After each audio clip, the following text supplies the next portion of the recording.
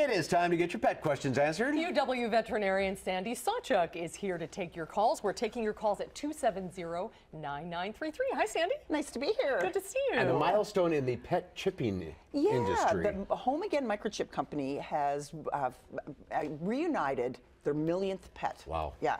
And microchips haven't been around that long. So this is a really good testimony to the fact that microchipping your pet is one of the safest ways of making sure that they ever get away, they're going to come back to you. I had a case in last week, though. The pet was microchipped, but the cat was found as a stray. They could not locate the owner because the owner did not update the database.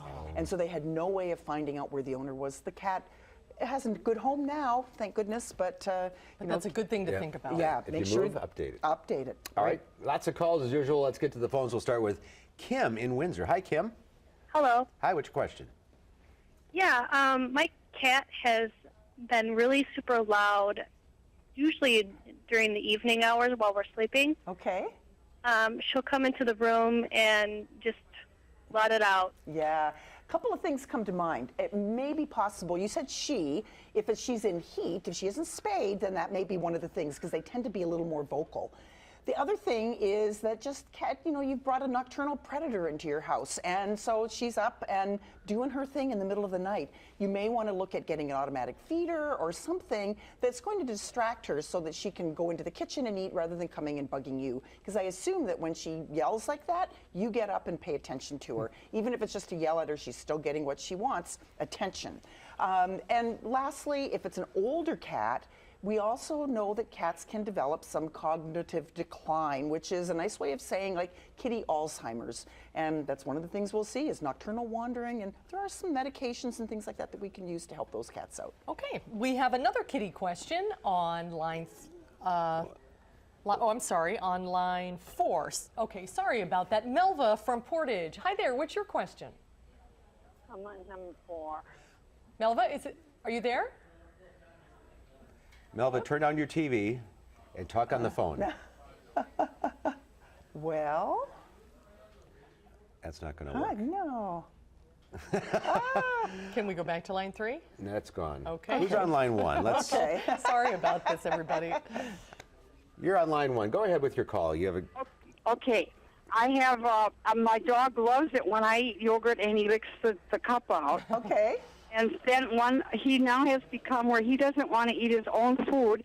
And if I put a tablespoon of yogurt and mix it up, he'll eat it. Oh, well, that's... I wondered if that's okay. That's better than the client that came in today and announced that he was giving the dog 2 tablespoons of bacon fat on his food every day. Well, that'll get him going. That made me a little upset. So I think you've picked something that at least is fairly nutritious. The only problem would be if your dog is lactose intolerant.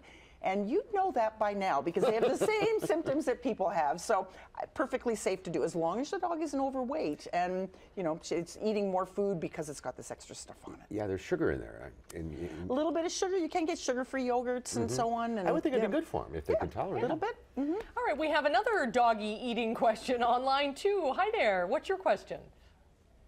Can you hear me? Go ahead. Yes. I have a 3-year-old Shih Tzu. And for several weeks, she had the diarrhea, so I did hamburger and rice. Once I got her regulated, now for the last 3 days, with just hamburger and rice, she's throwing that up, and it's also bright yellow as she's doing that. Well, that's bile that she's throwing up, and of course, we always get this conversation at dinner Enjoy time. your dinner, folks. Yeah. But this would be a case where I would say definitely get your dog to your veterinarian to have a good physical exam done and probably some lab work done. There's a lot of different things that can cause a dog to have upset stomach. Things associated with the stomach and the intestinal tract, but even things outside of that, like kidney disease and liver disease, can cause vomiting as well. So I think it's time to hang up the phone from here and call the vet right away. There's a problem there. There is, definitely. Yeah. And, as a Shih Tzu owner, they have very delicate stomachs. They do. And, 3 days of vomiting is enough to make that dog be dehydrated and, needs to be seen. All right, let's go to line 4. Do you have a question about your cat sneezing? Yes. What's the problem here?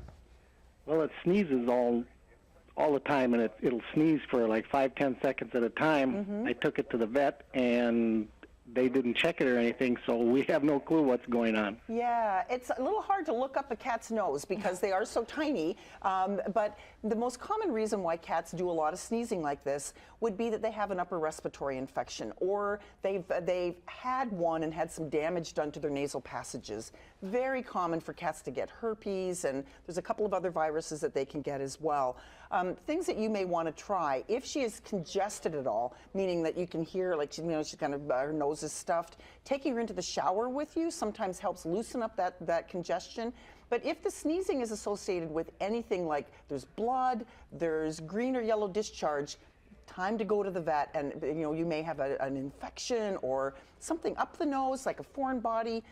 Cats put their nose in things and inhale and then get into trouble. So okay, let's quickly try to go. We don't have time for that. We only Oh, we don't have time for no. Linda? Okay, sorry about that. that Hey, went with the fast. holidays coming up, be careful with all the food and all the visitors. Definitely, and that's where you got to just make sure that if you've got a dog that's a table surfer, or counter surfer, that everything's kept away, or the dog's in their kennel. That's the safest place for them. A lot of trouble there. All right. Well, happy Thanksgiving. Thank Thanks, you. Sandy. We'll Good to see you see next you. time. Thanks for calling in, everybody, and we'll do this again in a month. And we'll be right back.